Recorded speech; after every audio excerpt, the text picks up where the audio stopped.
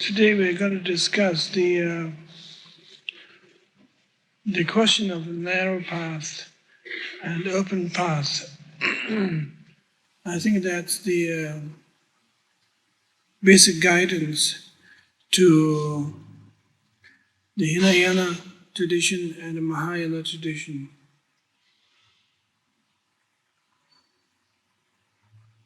The question of narrow path is generally viewed as maybe unnecessary and somewhat uptight and stiff.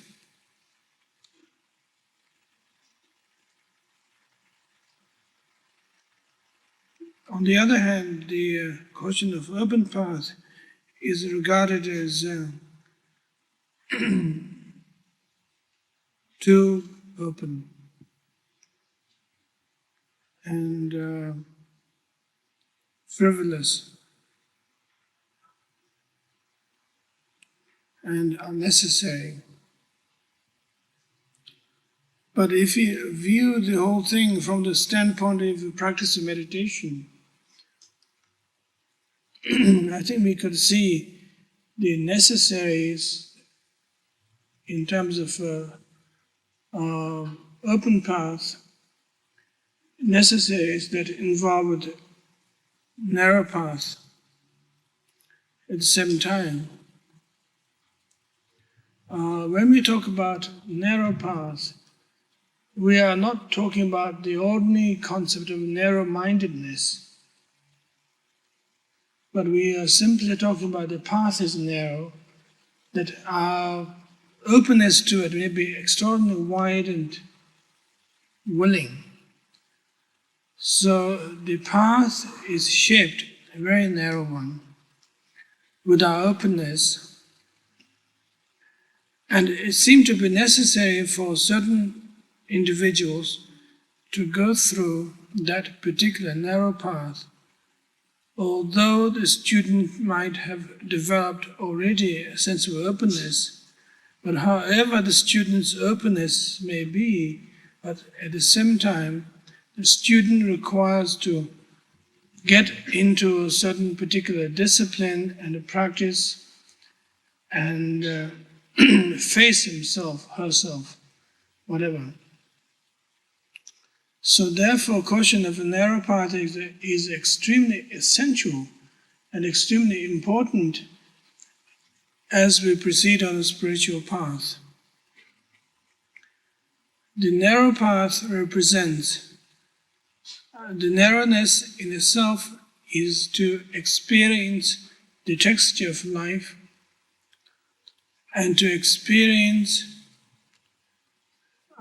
hidden neurosis or exaggerated neurosis in one, and frustrations of all kind as to that you don't get what you want from the spiritual path. That usually that somehow or other, how earnest and honest we might be, but at the same time that we feel that we are inadequate and also we are somewhat spoiled. That we used to get what we want, but after some kind of fight, or rather, and after the fight we usually get what we want. But the nature of narrow path is that whether you put fight or not, you don't get what you want at all. The situation is constantly the same thing, because for the very reason you are dealing with yourself rather than anything else. So if you put more fight, the fight bounces back on you, the path becomes narrower and narrower and narrower. And that is the basic point that we should understand. We should have some general understanding as to what narrow path is, that nobody has set up this particular legislation law, command that the beginner's path should be narrow. But the beginners have very little experience to themselves. They have some opinions about themselves, but opinions doesn't account to experience. And because of the opinion is so opinionated, and experience are nil, so we are trapped in a very, very complicated situation, that we want to free ourselves constantly. We want to get what we want, but at the same time we haven't even thought about the containers where we're going to put what we want. So that talking about a container is providing oneself a worthy vessel to put whatever you have picked up, whatever you have collected, whatever you have learned, we could put into this particular container. Having done so, then we could take pride in what we have afterwards. And that might be said as the open path. But first of all, we must hang on to our container. We have to feel of what our container is like, and we have some experience. We have to have some experience as to what is going to be contained in that container. So the question is sense of willingness, sense of that we are willing to give in.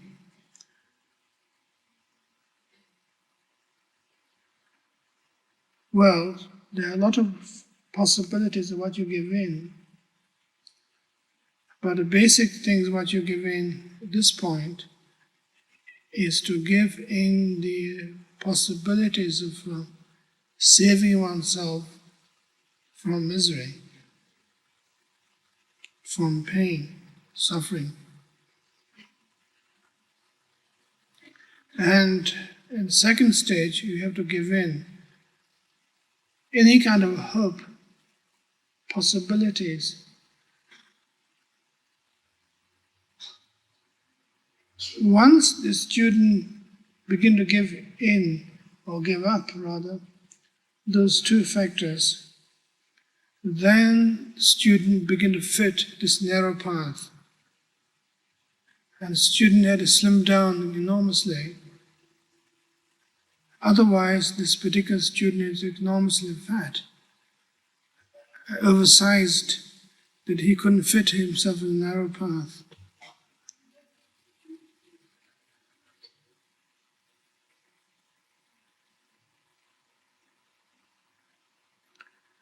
The slimming process at this point is the process of surrendering, process of giving, and giving without expectation in return.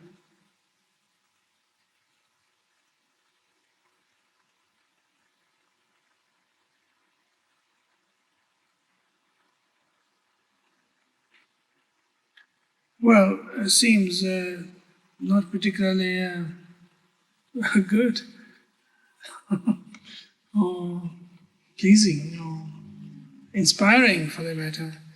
It sounds very grim, and that you demand a great deal but you don't give anything in return. So what kind of deal is this?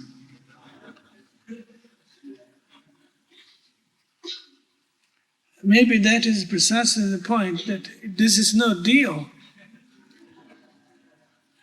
The whole nature is not based on a transaction or any kind of a deal. Therefore, whole things work completely organically.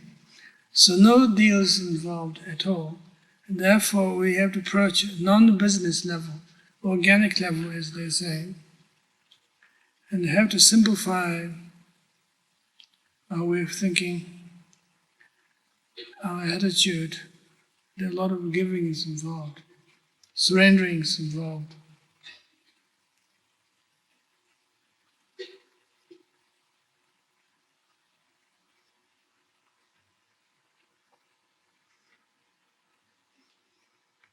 Traditionally, that you give up your homeland, relatives, property, parents, you become nameless, homeless. You become what's known as anigarika, which means he who doesn't have a home ground, a roof over his head, even no tent. Giving up everything. And he does not have any titles. He gave up everything completely. He wanders around and he joins fellowship with some learned and enlightened master and his students. You just barely have a name and body, but nothing else. You breathe.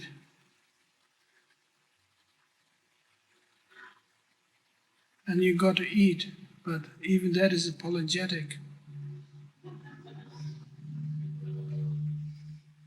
That is how student comes to a master without waving your credential cards, your titles, your case histories in the past. That person comes to a spiritual master as a simple and transparent human being.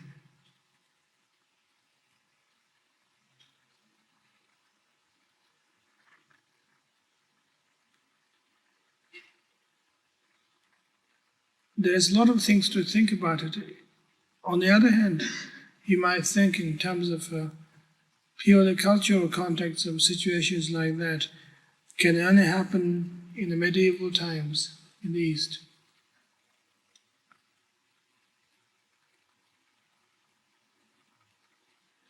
It is true that such thing took place in the medieval times in the East.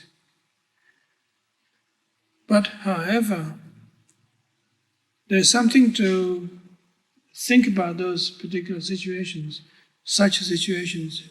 It is necessary to think about it and ponder around that idea that when you first join a spiritual path, you barely have a name. But he might be an intelligent person, able person, strong and highly sophisticated, but those are not regarded as credentials. Those are just a part of his name, that he just barely have a name. And very simple, extremely direct. And such a person is completely slimmed, and he's not fattened by his pride and his histories in the past and his commitment and spiritual experience in the past, but he is just an ordinary, sensible human being. And that approach is a very important approach for us to think about it, understand about, because that is the core of what's known as the Hinayana discipline. And to begin with, that you can begin with without motives, all kinds of motives, that motive of becoming a great person, great leader, famous person, becoming an Arahat, Buddha, whatever. That you begin on a very transparent basis, an almost non-existent level. And that seems to be the starting point of non-existence. Is the only way to begin.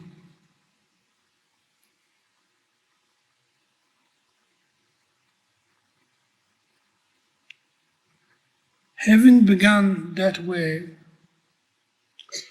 then person begin to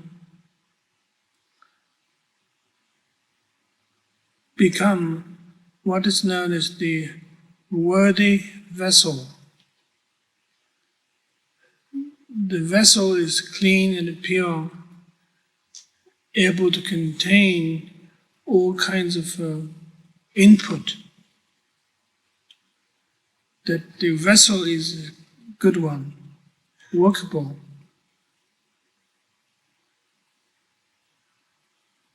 But the interesting point there is, as soon as when students begin to get onto the path, and when the teacher begins to accept such a student who may be very humble and very sensible, but when begin to accept on the spiritual path, and when he was accepted as part of the fellowship of that particular vihara, that particular ashram, particular establishment, something happens to him. Some perversion begins to take place. That now I belong to this particular establishment, I become inmate of such vihara monastery, and I am on a spiritual journey. And usually what happens is that from the level of being humble and open and willing, the student becomes very demanding. And somewhat very proud, that he was proud of his entrance, how he entered himself into such a scene. It was a very impressive one, and everybody was fascinated by how he could do it so beautifully, artfully. And then he changes the course completely other way around. And there is a danger that he may not fit himself on the narrow path, but nevertheless, he just does it. And we all do that. Once we begin to realize ourselves as part of some kind of security, establishment, whatever, there is suddenly a change of personality, change of attitude is taking place. The second process involved with the spiritual discipline here is that the even cut that deception in presenting to the student the simple facts of life, very simple facts of life, the simple situations of life, that life is painful, impermanent, and you don't have an entity of existence or anything. And life is governed by those three principles. That is the quality of life, which we discussed earlier on, the three marks of existence. That life is full of suffering, and life is full of non-existence, and life is contained with impermanence.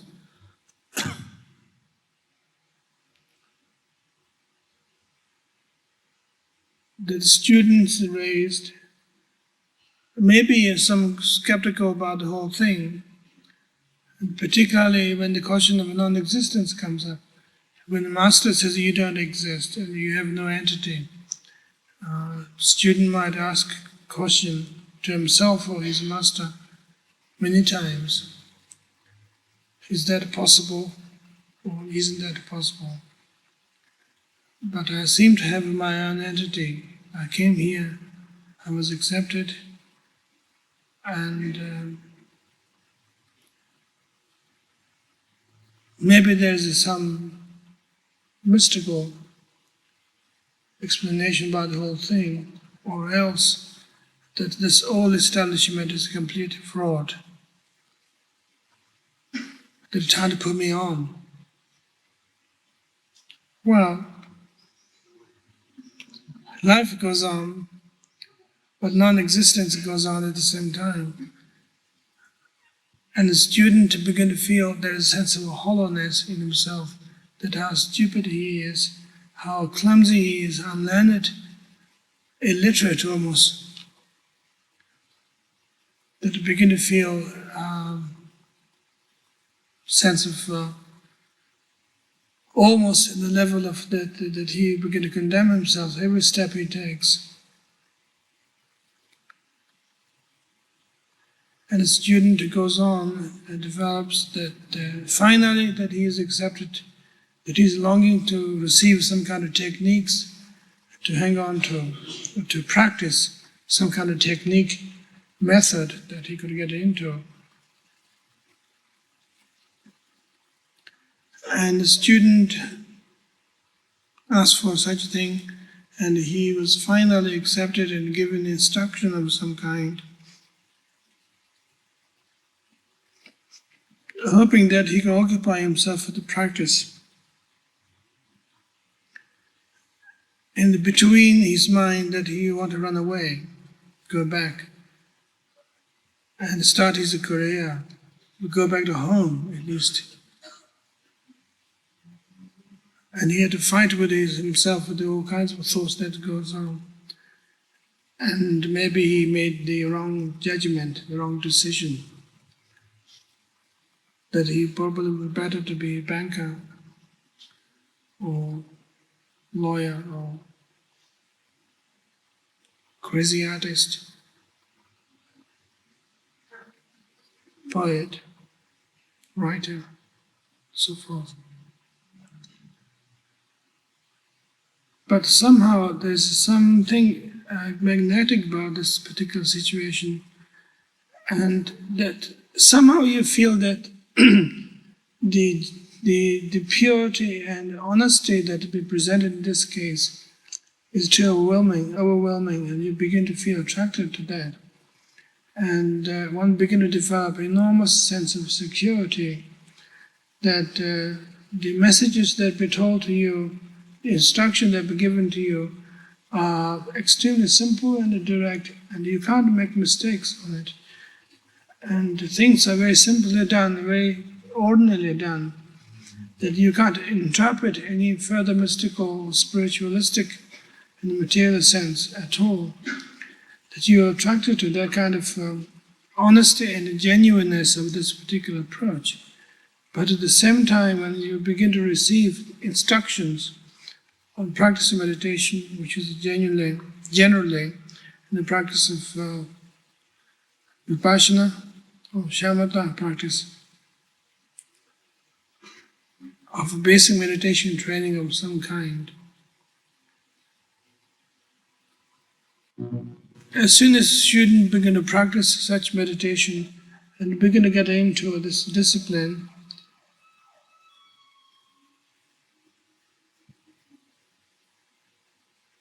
students begin to feel suddenly a sense of enormous complications that arose from his simplicity, supposedly simplicity, including the setup around him becomes very complicated, because his mind is so complicated that his practice becomes very complicated, including the simple technique was given to him is almost outrageous, unworkable.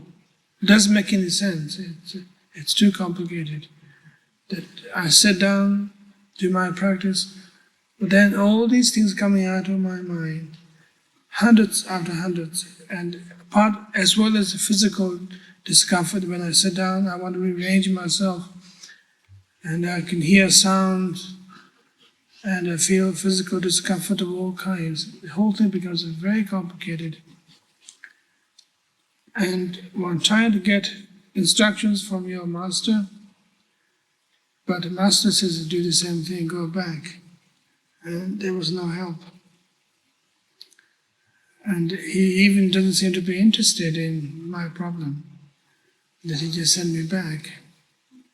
And keep doing it, day after day, month after month, eons after eons. Keep doing the same thing constantly. then enormous boredom, frustration brings questions of all kinds. As soon as when you begin to ask questions, that the questions turn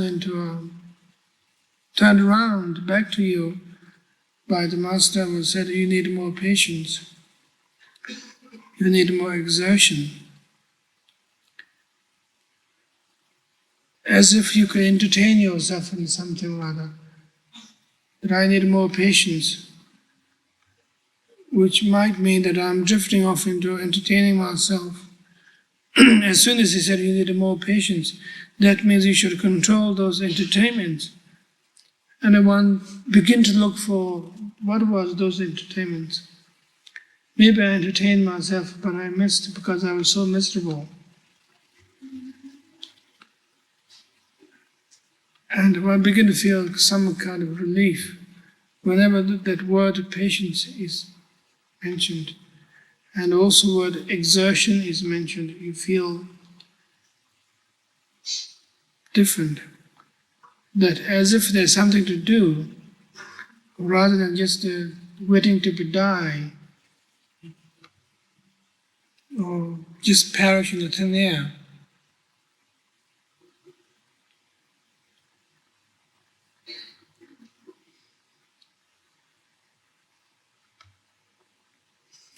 And that seems to be the heart of a monastic discipline in the Hinayana level, that there is a sense of precision which brings chaos and irritations. That whenever word patience and exertion is mentioned, there is a sense of uplifting quality. To be appreciated, to be disciplined, to be appreciated, to be patient, a sense of different area of uplifting quality. Sense of celebration is taking place. But at the same time, the ordinary routine of being bored, frustrated, and so forth goes on constantly at the same time.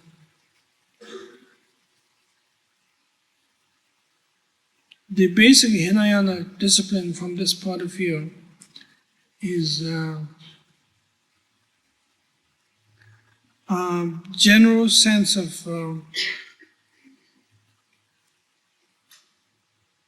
limitedness,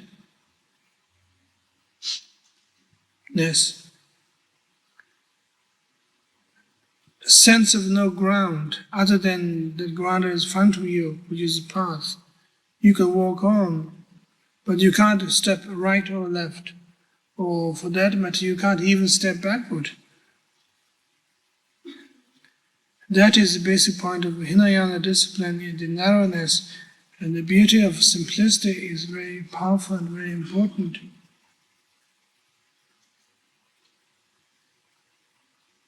People belonging to the Theravada tradition of the Southern Buddhism, or people belonging to the Sarvasvadan traditions of Northern Buddhism, whatever they are still that the same kind of discipline is always applied and always followed from that simplistic sense. One-pointedness, one direction. Nothing was offered to entertain yourself. You just eat food and relate with the food, being watchful, heedful.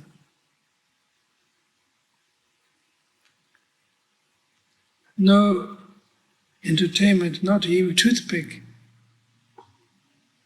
to play with. It's clean cut. It's beautifully clean cut.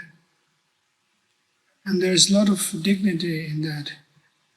That actually something's happening. But if you look twice to ourselves, question ourselves, what's happening? It seems absolutely nothing is happening. And the only thing is happening is that I'm getting bored.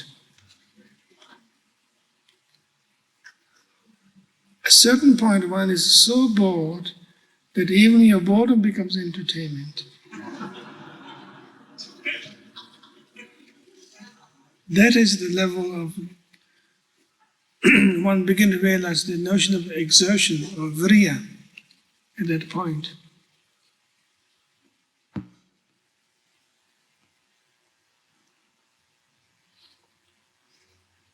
Even not to sob or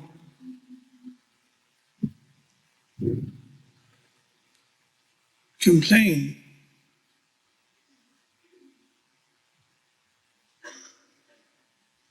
but just to be,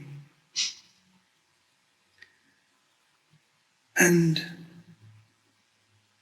hours begin to become weeks, and the weeks begin to become years, and years begin to become aeons. That person begin to feel you are so old, you've been doing this for a long time, and you surprise yourself seeing yourself in the mirror that you're still young, but you feel so old.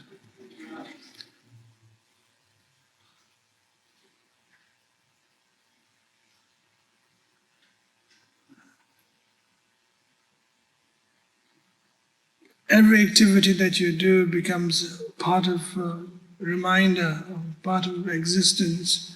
What is known as the awareness, smriti, or Trungpa, which is awareness that whatever we do in our everyday life, usually we do it out of mechanical situation because we feel we are in need for something or other. That in this caution of being old, you begin to feel that every movement you make is very deliberate, as if you are so old, but at the same time you feel so weak. At the same time, and I suppose that is the basic point of like Buddha is referred to as the lion when he speaks, and the Buddha's speech is referred as lion's roar. When he speaks, he roars like a lion. But when Buddha walks, he walks like an elephant. That every step is being very deliberate and very venerable and old and deliberate. So there is a youthful quality of like lion's roar, young lion's roar. And there is the old quality of elephant step. Those are the basic reference point into the Hinayana discipline of developing shamatha practice, is that sense of awareness. At the same time, there is a sense of understanding. In the Tibetan tradition, we have two terms connected with that, what's known as Trungpa, which is awareness, Shijin, which means intelligence, that you're aware of what you are doing, but at the same time, you're also intelligent in terms of what you're doing, which is seem to be the basic point of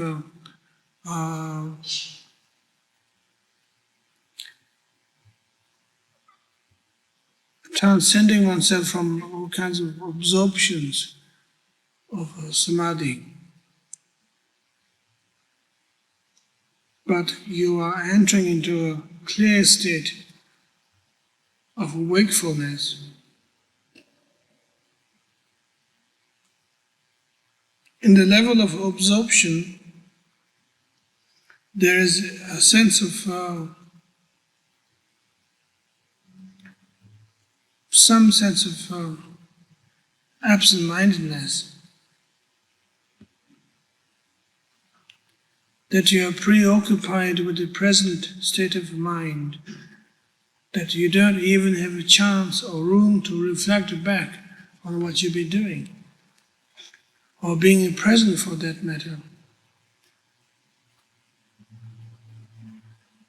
It's kind of a state of soothing accident that you are in. You're accidentally there, but it's always very soothing. And some state of, we could call it, transcendental euphoric state of some kind. But you're completely absorbed in the whole thing. There's no clarity. But in this case of smriti, or awareness, is concerned, and intelligence are concerned, Trungpa, Shijin are concerned, there is a sense of precision. That every step that you take is being watched and worked, properly dealt. No frivolity at all. Whenever such question even doesn't come, and things become very deliberate, therefore things become very loose and free, because there's a dignified deliberateness at the same time. And things become highly workable, and by no means things become a myth anymore. And I think that's the basic point of Hinayana practice, is not making enlightened practice as myth, bringing it to ordinary level. That is the function of Hinayana, is that no myth, therefore it is a narrow path. As soon as we begin to introduce the stories and mythical aspect and the dreaming up all kinds of state that we are in, then that we are involved with the deceptive, that we are unable to relate to the reality. So the function of Hinayana discipline is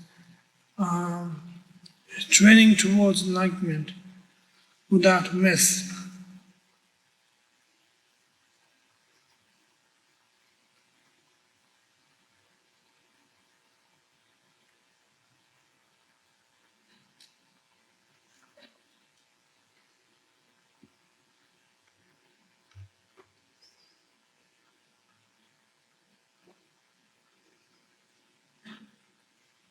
From that basic point,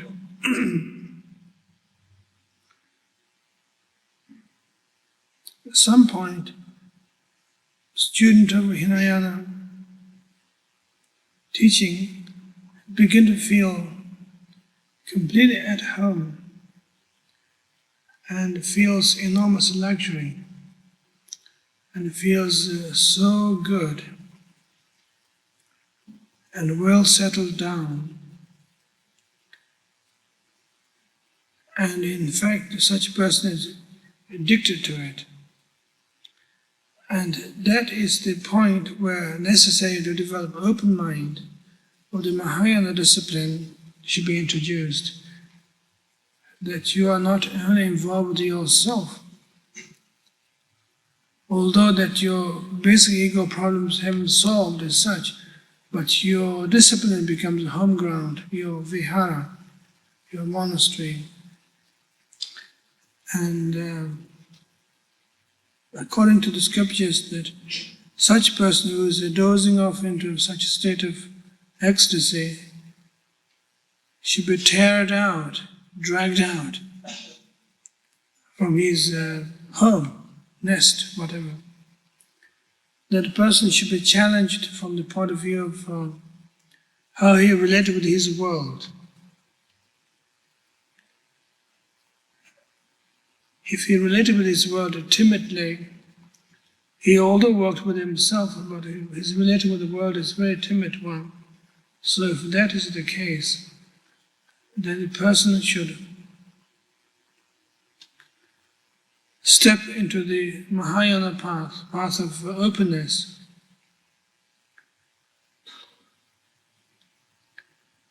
That would be like a children who is raised completely in the village, in the mountains, are suddenly brought into the city square, which might be very painful, but at the same time it seems to be necessary. Otherwise, the person loses perspectives of that dignity. That person wouldn't have a dignity. Dignity becomes ingrown toenail, and it doesn't become any. There's no significance. There's no wisdom. But there was wisdom, but maybe there isn't wisdom at that point. So the open path seems to be necessary at this point, after the narrow path of literal thinking. And the sense of open path is absolutely necessary. That according to the Mahayana sutras that are described, that the Hinayana path is like water that is collected in a cow's footprint in the mud. And the Mahayana is that of the ocean.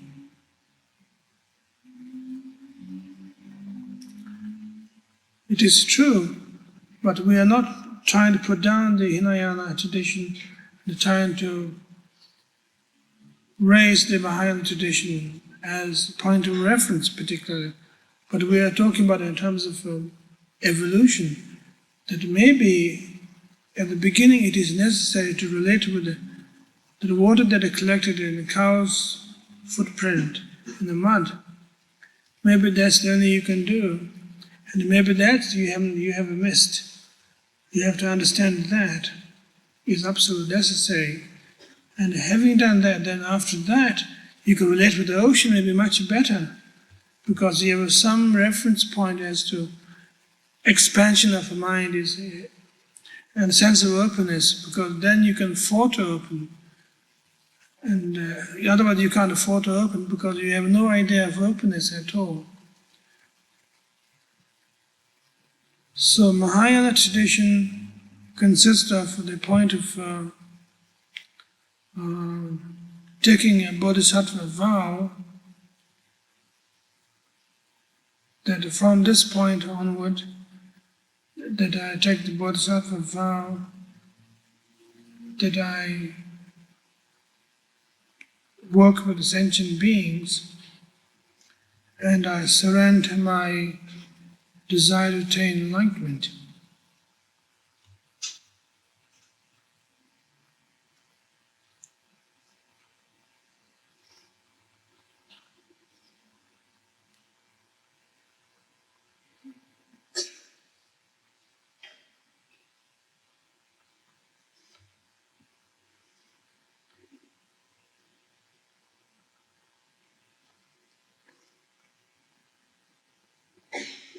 The question is,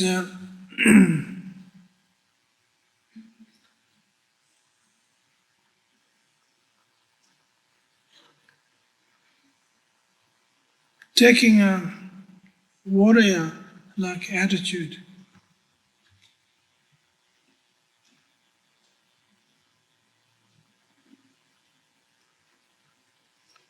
that you are not particularly concerned whether you have survived or got killed in the battlefield.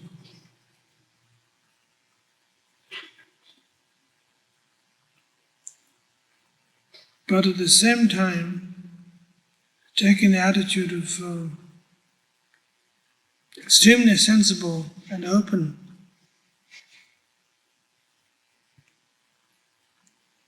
that even if you're killed on the battlefield, you would still like to prove that you are a warrior.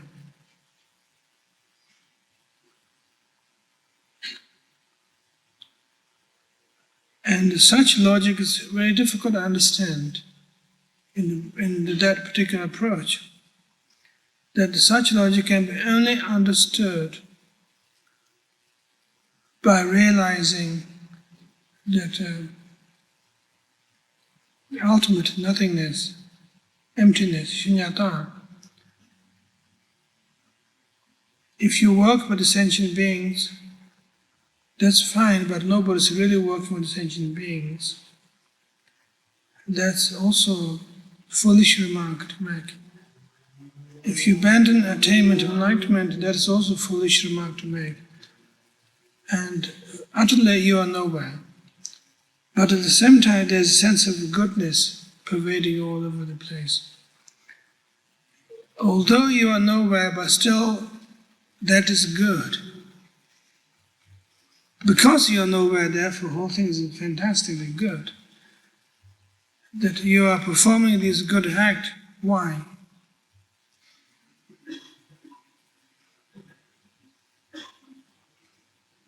No purpose, no idea. But at the same time, good actions are very clear. They're highly defined as good or bad, or fairly good or fairly bad. All the definitions are very clear in you. That it is not just purely that one is involved with the metaphysical discussions and not knowing where you are, how you are. And it has nothing to do with it being woolly-minded as such. That Bodhisattva's activity, from that point of view, has no ground to stand on, no area to perform, that you don't have, Bodhisattvas don't have to get together and say that which area am I going to liberate, and what area is going to be yours. No territory problems. In fact, the successness of the Bodhisattva's activity is because their territory overlaps hundreds of times.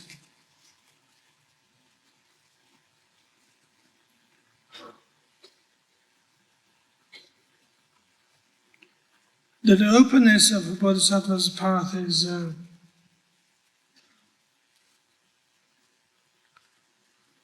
highly defined, well defined, from the point of view of a confused person, but those who have already training in the Hinayana discipline already probably would be able to understand why the Bodhisattva's approach is open-minded approach.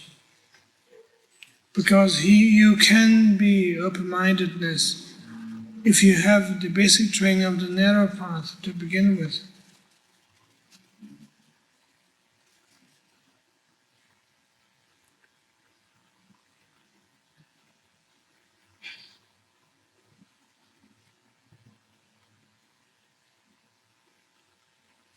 Taking Bodhisattva's vow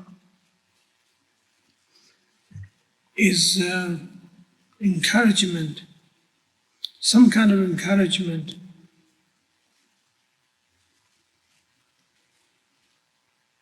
But that encouragement had to be followed up by actual application. And when the application becomes a part of your habitual pattern in the Bodhisattva state, because you don't exist, the others don't exist, and your activity doesn't exist, and there's nothing left to do except keep doing. You might think there might be very silly logic, very frivolous one, but at the same time it is a very sensible one. Because action becomes non-action, and non-action becomes enormous action at the same time.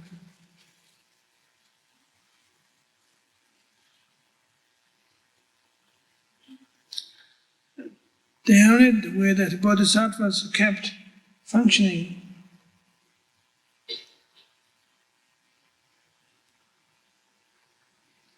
is a sense of warmth and compassion to himself and to the others.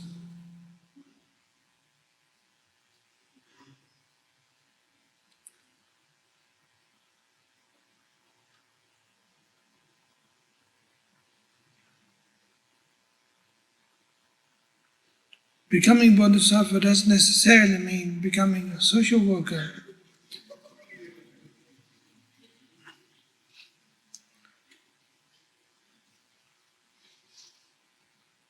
But there's basic sense of not making nuisance to oneself, for others, to begin with. At the same time, there's a sense of your existence means something to the rest of the world.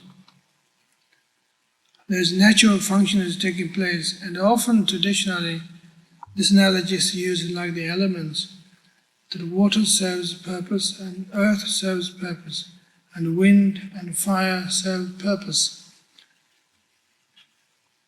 And similarly, that the Bodhisattva's existence in itself serves purpose, or rather certain particular programs involved, that the Bodhisattva's duty is this or that.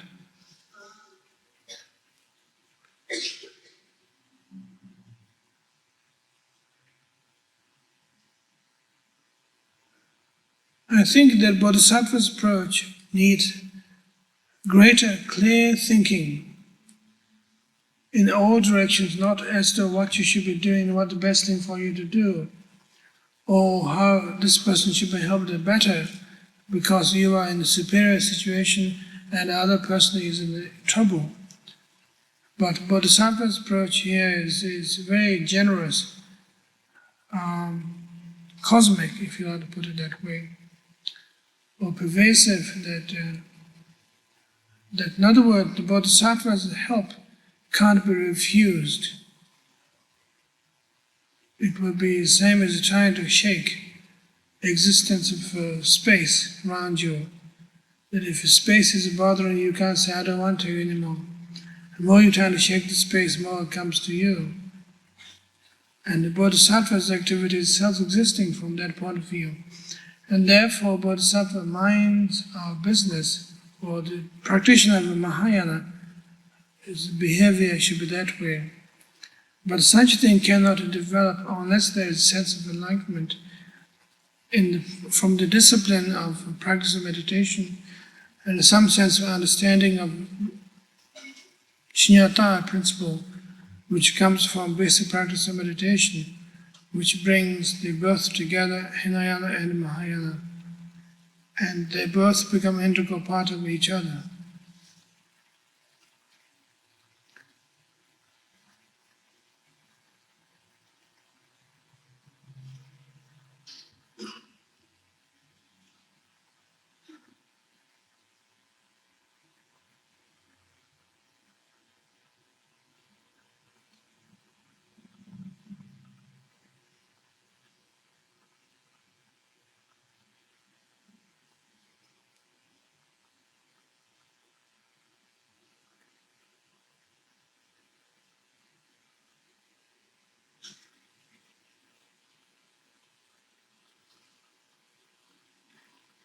Going to start on the discussion.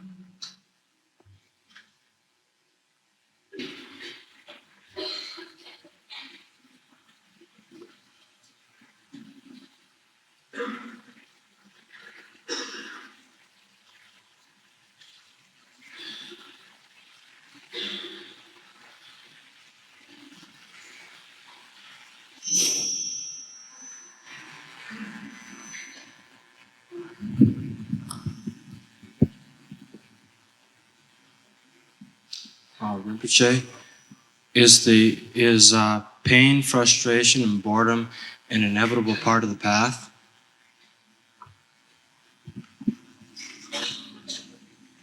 Well, if we don't have those, we have no path. Those things we have to work on the path.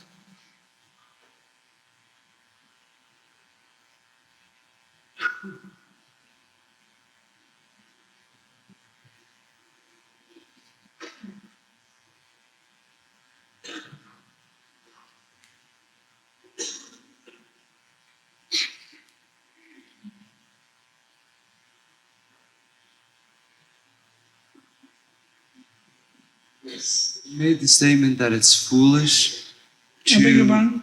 You made the statement that it's foolish to make the statement that we are working with ascended masters. Could you explain that? I didn't follow what you said.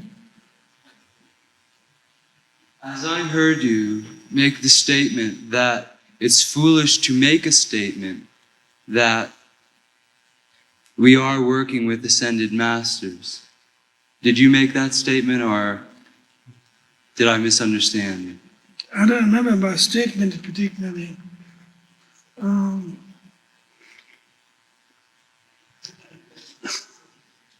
I think that it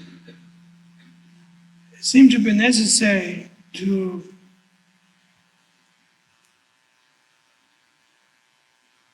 extend ourselves as far as we could in terms of understanding the basic narrowness of the path at Hinayana level, or developing the open path of the Mahayana level, whatever, that seem to be necessary to overextend ourselves. And that may sound heroic, romantic, like every president would say that we are making history. But as far as Bodhisattva is concerned, they are making history.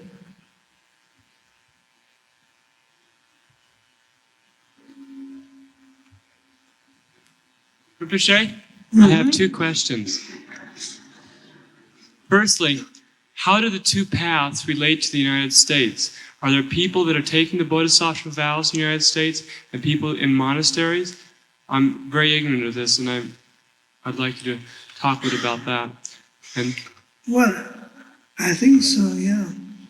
There are a lot of people taking Bodhisattva vow, and there are quite a number of people in monasteries. But point here is that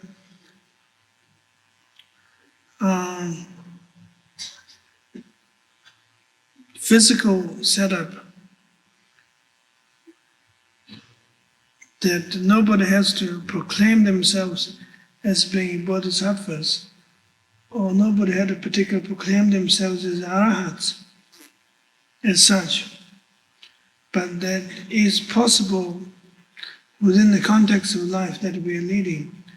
We need the narrow path, we need the wide open path at the same time.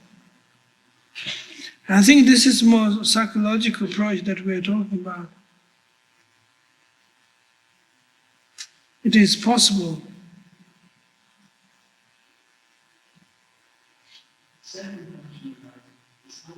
Buddhism relates to the path of Zen Buddhism, the two paths. Are there two paths? How do the two paths, the narrow and the open path, relate to Zen Buddhism? Where does that fit in?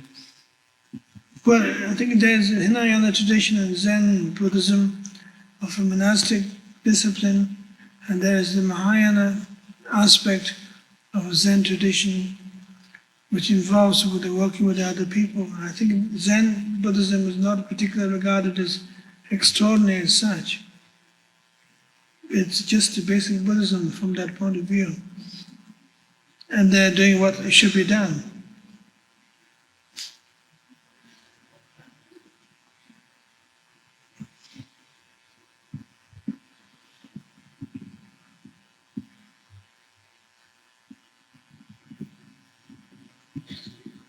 If you find yourself providing entertainments for yourself or being entertained, should you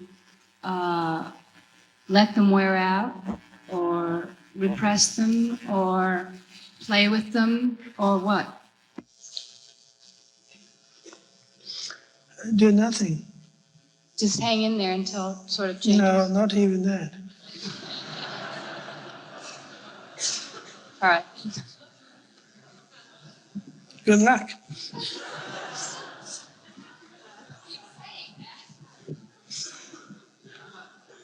He said, from the point of view of Bodhisattva, he doesn't care if he lives or dies on the battlefield. Would you say, from the point of view of someone who still cares about his own skin, that the discipline of the Hinayana is necessary. Very much so. Otherwise, you have no point of reference.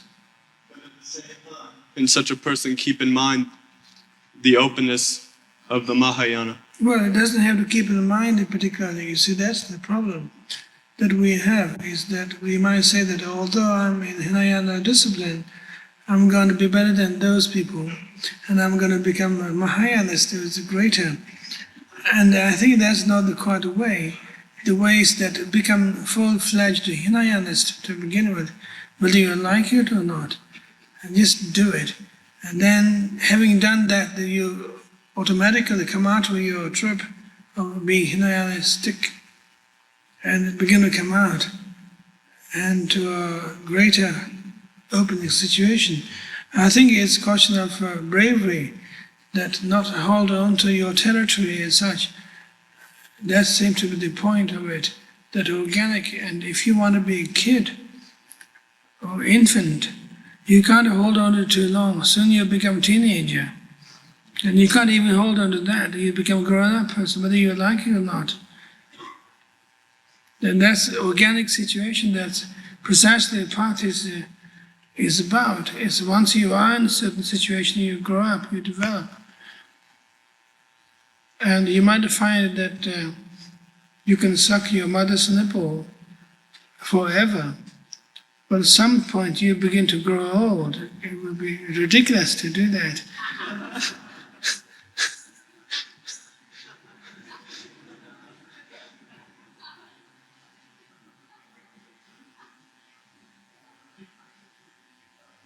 Hey, why do you drink alcoholic beverages?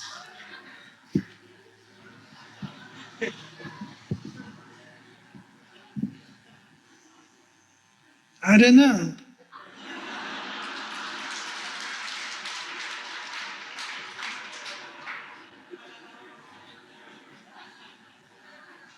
Good luck.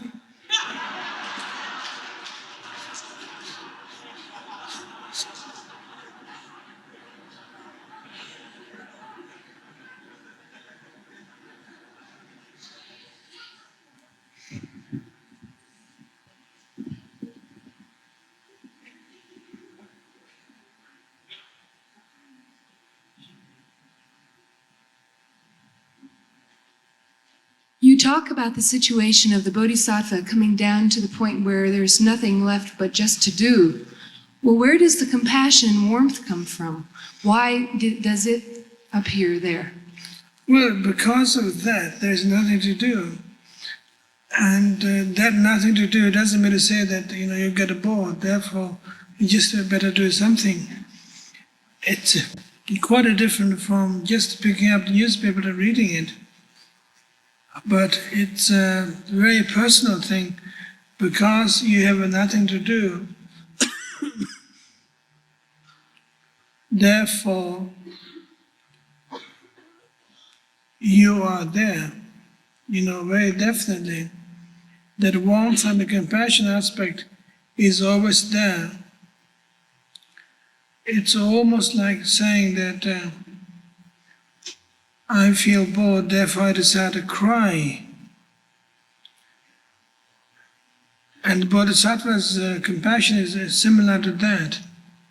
That you don't cry because you're being punished by somebody, and you feel romantic about anything, but your tears coming out of your eyes, and because there's nothing to do. It's a very human situation, very precisely direct. And the compassion is sort of hanging out there constantly. And that one just to get into it. I think you have to experience that. It's very difficult to explain intellectually, but that is possible. Don't give up.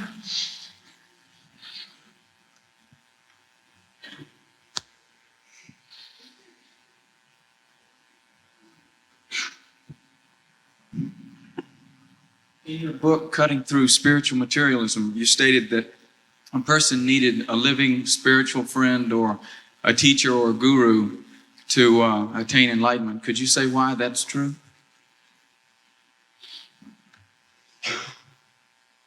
Well, because one thing is that you might dream up that you have a celestial guru. That's possibly maybe true. But at the same time, that our deceptions is so thick and cunning that we could damage ourselves by dreaming up a celestial guru that who tells you to what to do, and maybe what he tells you to do is precisely what we wanted to do. And that's a strong possibility of that. And then there's another situation is that our celestial guru doesn't like us at all. Everything what I do is he criticizes us, that he condemns us, that you can get to the extreme trip of condemning yourself, that you'll be hated by your people up in the loft. It's impossible to do it, or just very I very think that's unlikely? impossible, and we have worked out all kinds of tricks, even in earthly situations that we worked out how to blow up the safe in the bank. And we overcome those obstacles, physical obstacles even. But I think it's,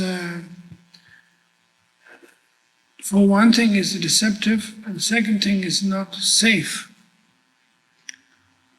to follow the spiritual path, to get into celestial guruhood. So therefore it is necessary that the guru who breathes, sits, takes bath, eat food, and who pisses or shit, who does everything that we do, but at the same time he is an understanding man who tells you how to do it, which is necessary. In fact, that is the proof that spiritual heritage exists on after ordinary everyday life situation like him. He has received that, and in turn you're going to receive it at the same time. He is ordinary human being, has done so, why can't I do it? So that seems to be extremely necessary. And otherwise you can fool yourself constantly. Absolutely.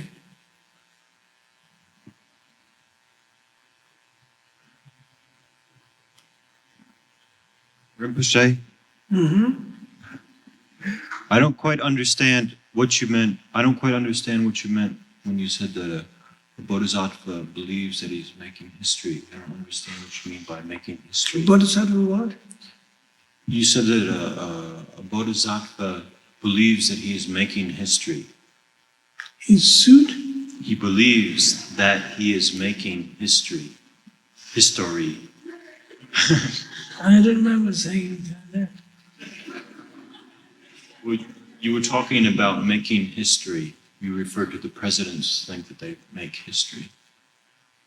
I'm not sure what you meant by that. I think there's a big misunderstanding somewhere there.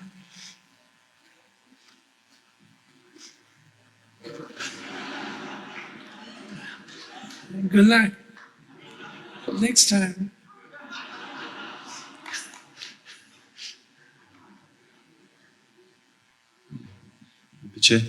You mentioned that one should become first in the Hinayana tradition and practice those disciplines. Practice the Hinayana disciplines. Mm-hmm. But I've heard it said that once you enter the stream, which is the in a sense the fruition of the Hinayana discipline, you cannot take the Bodhisattva vow and vice versa. That if you take a Bodhisattva vow, you cannot then enter the stream, which I'm not entirely sure what that means, but something about actually cutting the root of the karma producing egohood means to enter the stream, I think. Well, I think the whole point is the growth of experience. That the Hinayana discipline provides a sense of continuity to the utmost sanity, basic sanity. And once you follow that process, maybe it's difficult to come back as a fully fledged Mahayanist, becoming Hinayanist back. Because that's saying that, being teenager, you should become infant. And although we have a tradition in this country of that, but somehow that's slightly artificial and difficult to accommodate. But I think the point in that is that once there's basic training of complete narrowness, complete restricted situation, one pointedness constantly happening, very strongly, very thoroughly, then there's no problem in opening yourself because you have experienced the narrowness to begin with.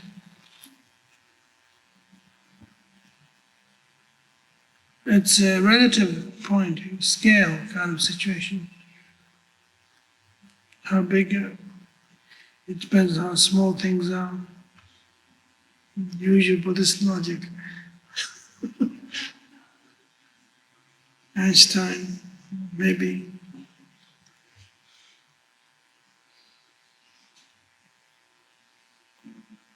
Does compassion get boring, or is it the same as, is compassion blissful, or is it very down to earth? Well, I think it's both actually. That if compassion is blissful, it's got to be down to earth. Then otherwise there's nothing to be blissful except earth. That earth produces all kinds of bliss. And relating with the fellow sentient beings, relating with the earth, that actually if you tend to think in terms of those process that earth is the source of pleasure, whether you are sane or insane, that we can't live on air up in the cosmos, whatever, between Mars and the moon. There's no pleasure up there. It's very austere. We're just floating all the time, round and round and again. And earth is the source of pleasure from that point of view. And also source of conflict, real conflict. Definitely. That the compassion is the basis of openness from that point of view. That having opened yourself to the situation, then there is a strong possibility that openness provide a sense of reunion with the phenomenal world. And fundamentally speaking, that when we talk about a pleasure, that a pleasure doesn't exist independent of anything else. Pleasure means that product of some kind of reunion. That is pleasure. We can say quite safely. You can't experience any pleasure unless you experience some kind of state of reunion or union of some kind. And in order to be a pleasurable state, you need something else other than yourself brought together. That is pleasurable state. Food, sexual pleasure, or philosophical, spiritual, whatever. That pleasure is something brought together which makes a spark of something. And something is, on the other hand, is making enemy. You can't make enemy just without enemy to attack. So that's kind of same process, that in order to develop sense of pleasure, in either metaphysically or spiritual or ordinary domestic situations, that pleasure means that it brings something together that brings sense of satisfaction of some kind. So at this point, pleasure and compassion is the ultimate thing, that you begin to feel that there is a relationship that is happening. There's two things are working at once, which begin to spark of some kind of intelligence and a sense of warmth and openness at some time. So we could say quite safely, compassion brings some sense of pleasure, or at least a satisfaction of some kind. But that is a transcendental satisfaction, rather than a purely materialistic one alone.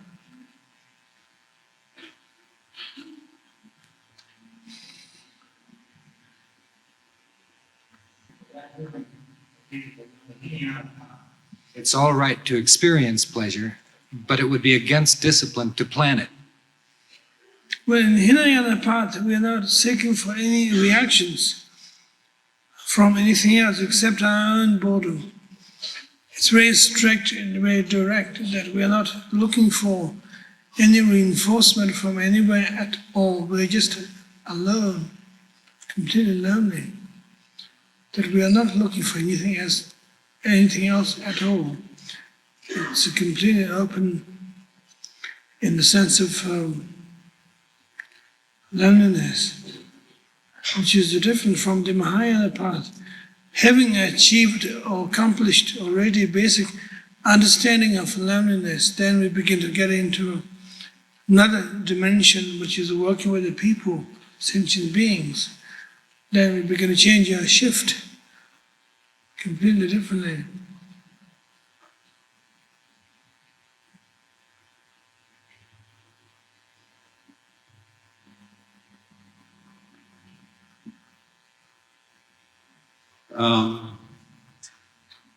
Well, sort of relating to that, what state of mind might occur that might open the door? What state of mind might occur that may be the door opening to the open way from the Hinayana path? Like, might it be boredom, or might it be this being too secure in the monastery, etc.? Well, not necessarily a physical situation alone. It's a psychological one. When you begin to feel that there is a sense of openness, because that you begin to develop a sense of narrowness, a sense of aloneness. Loneliness is developed so thoroughly, so properly and clearly. Then we begin to realize that that is part of the feast, part of the celebration, and you can relate it with the rest of the world to tell that message of loneliness and to share it with the rest of the human beings. And that seems to be the point of breaking through, that you are not indulging yourself in that particular situation alone, but you have some sense of sharing that with the rest of the people at the same time, and a sense of celebration, sense of delightfulness. What about formal meditation as relating to the open way? Does it drop away, or not necessarily? But it continues still Formally. 4 years. And traditionally speaking, that the bodhisattvas who are up to, even after the path of the seventh bhumi, should sit and practice. So we have a long way to go. At that point, maybe we should close our happening.